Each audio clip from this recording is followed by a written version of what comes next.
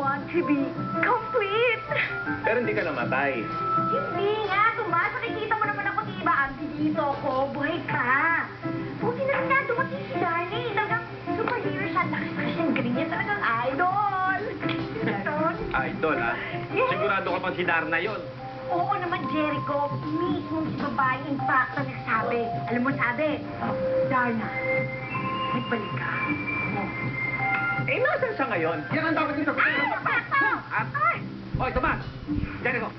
Tutukan niyo itong story na to. Bawat kilos, bawat kibot, bawat lipat ni Tata, kailangan nalalaman ko. Opo, Yes, sir. yes. Magbibigyan ako ng malaking pabuya. Opo, sir. Kung sino makakapagturo kung nasan si Darna. Ha? Yes, sir. Narinig niyo yan? Opo, sir. Mabuya. Malaki yun, ha?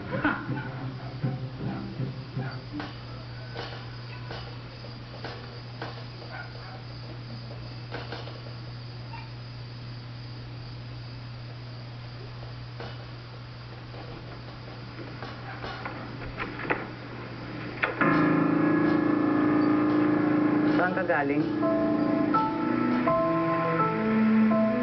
Miss Perfecta, may narinig lang po akong sumisigaw sa labas, kaya... Huwag kang sinungaling. Ano ba talagang tunay na dahilan at lumabas ka? Yun po talaga yung totoo. May isang oras ka lang nang wala. Kung kailan ka pa nagkaroon ng kapansanan, saka pa naging lokatsera, Hindi na po mauulit. talagang hindi na. Akin yung susi mo. Miss Perfecta, Akin na sabi! Kaya lakas ang loob mong tumakas-takas dito sa ampunan dahil sa susi na ito. Basta laking lansangan. Pasok ka sa kwarto mo! opo. Dali!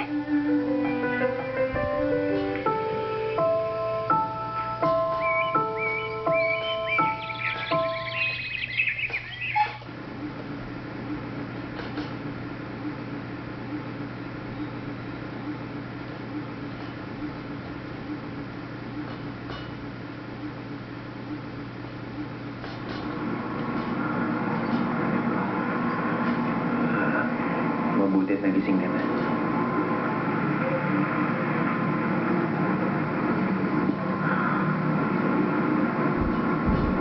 Ako nga pala si Gabriel. Ako ang nagdala sa'yo dito sa ospital. Nakita ka kagabi sa kalsada, sugatan.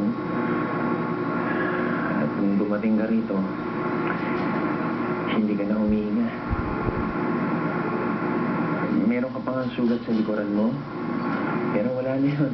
Tinahinan ng doktor.